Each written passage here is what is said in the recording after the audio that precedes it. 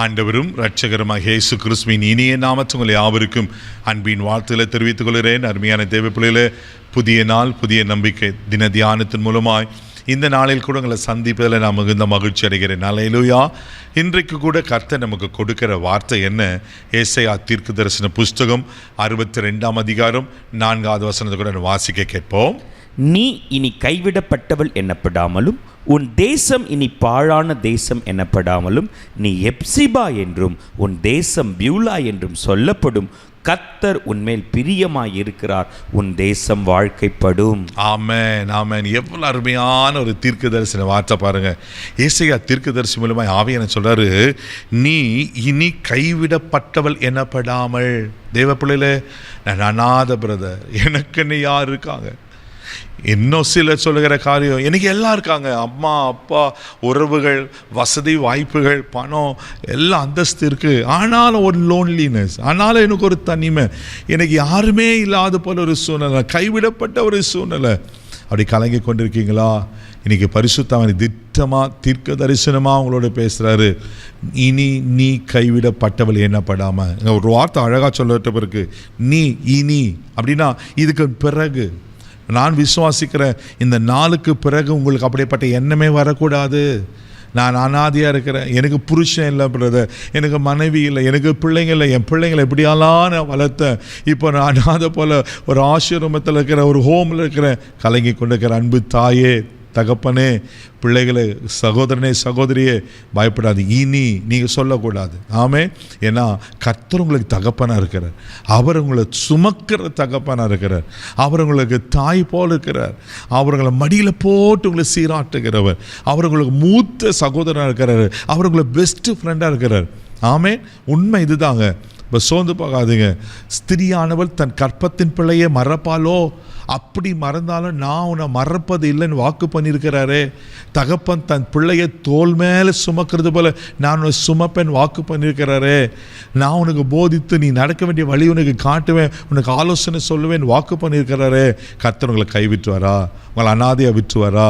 உங்களை கைவிட 4 பேருக்கு மத்தியில் நீங்கள் தலைகுணங்க வைப்பாரா? 4 பேர் உங்களை அவமானப்படுத்தும்படி விட்டுருவாரா?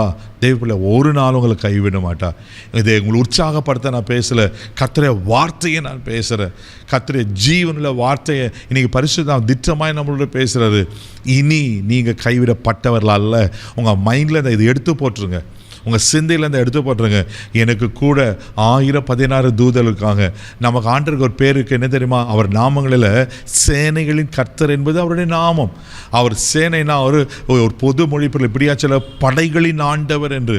அவருக்கு திரளான படை இருக்குது, திரளான தூதர்கள் இருக்காங்க, திரளான மக்கள் இருக்காங்க, திரளான தெய்வ பிள்ளைகள். ஆமேன். அவருக்குன்னு ஒரு பெரிய சேனை இருக்குது. அந்த சேனையெல்லாம் நமக்கு உறவுகள். ஆமே. அப்போ அவர் நம்ம அவருக்கு கூட இருக்கும்போது நீங்கள் ஏன் பயப்படணும்?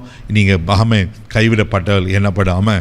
2வது நீங்கள் சொல்லப்பட்டிருக்கு, உன் தேசம் இனி பாழான தேசம் என்னப்படாமல். அப்படின்னா நாம தான் தேசம்.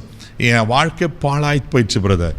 என் ஆம்பிஷன்ஸ் என்ன, நான் எதிர்பார்த்த கனவு என்ன, நான் எதிர்பார்த்த வாழ்க்கை என்ன, எல்லாமே சின்ன பின்னமாயிடுச்சு, எனக்கு ஒன்றுமே இல்லாத போயிடுச்சு, அவ்வளோதான் என் வாழ்க்கை முடிஞ்சிடுச்சுன்னு பாழாயிடுச்சுன்னு நினைக்கிறீங்களா?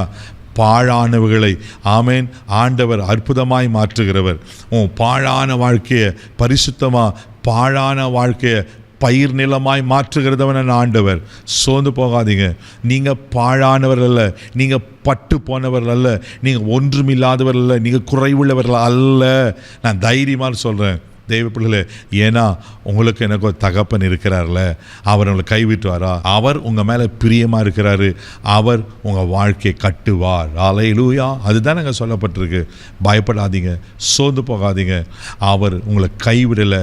எதெல்லாம் பாழாக போயிட்டு, எதெல்லாம் பட்டு போயிட்டு நினைக்கிறீங்களோ, கர்த்தர் மறுபடியும் அதை வாழ்க்கப்பட புதுப்பிக்க உண்மையில் தேவனாக இருக்கிறார். அவர் நிச்சயம் அதை செய்வார்.